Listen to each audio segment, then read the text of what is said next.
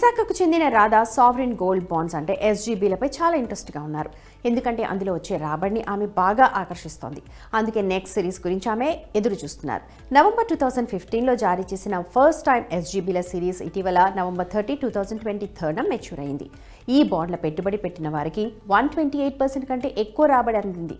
ప్రతి సంవత్సరం వచ్చే వడ్డీని కూడా జోడిస్తే ఈ 8 ఇయర్స్లో ఎస్జీబీలు దాదాపు 150% రాబడినిచ్చాయి.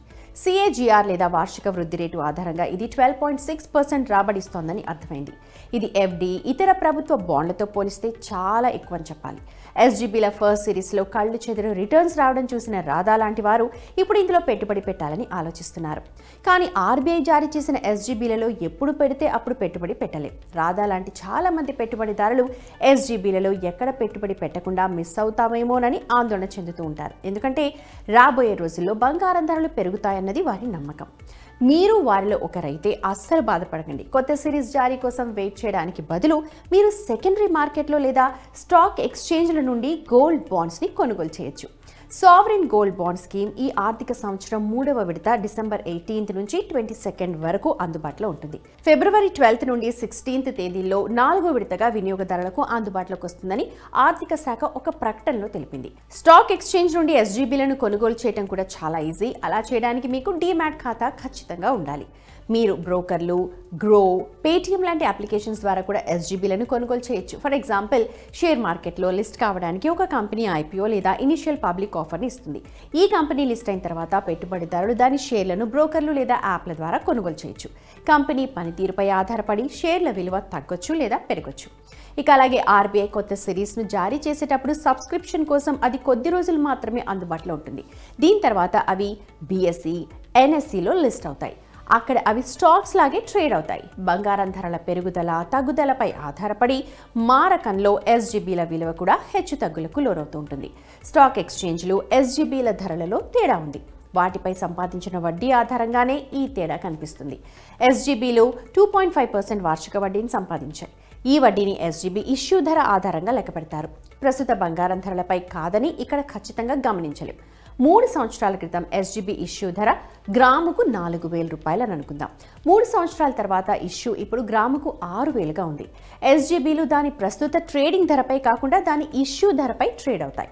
సో రాధా గ్రాముకు 4,000 రూపాయల ధర వద్ద ఇష్యూ అయిన 10 గ్రాముల విలువైన బంగారు బాండ్లను కొనుగోలు చేస్తే ఆమె 60,000 పెట్టుబడి పెట్టాలి.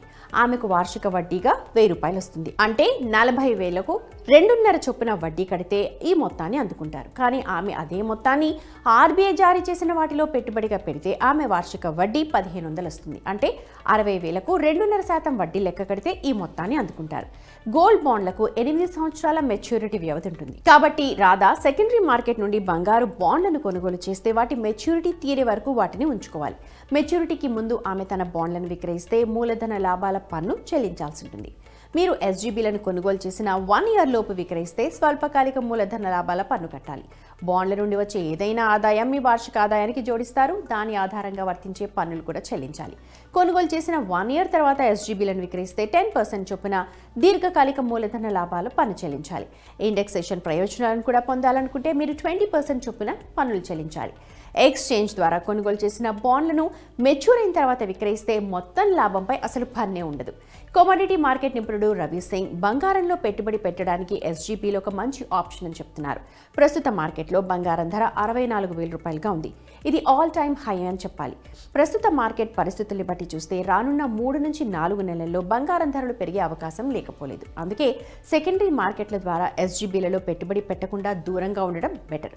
ఆర్బీఐ తీసుకొచ్చిన ఇష్యూలో పెట్టుబడి పెట్టడమే బెటర్. బంగారంలో పెట్టుబడి పెట్టడానికి ఎస్జీబీలో ఒక మంచి ఆప్షన్. అందువల్ల దీన్ని మీ పోర్ట్ఫోలియోకు ఖచ్చితంగా యాడ్ చేసుకోవాలి. ఆర్బీఐ స్టార్ట్ చేసిన ఇష్యూలలో పెట్టుబడి పెడితే అధిక రాబడిని తీసుకోవడానికి ఛాన్స్ ఉంటుంది. సెకండరీ మార్కెట్ ద్వారా ఎస్జీబీలను కొనుగోలు చేస్తున్నట్టయితే మెచ్యూరిటీ వరకు వాటిని కలిగి ఉండడమే బెటర్. లేకపోతే పన్నులు చెల్లించిన తర్వాత మీ మొత్తం రాబడులు తగ్గే అవకాశం ఉంటుంది.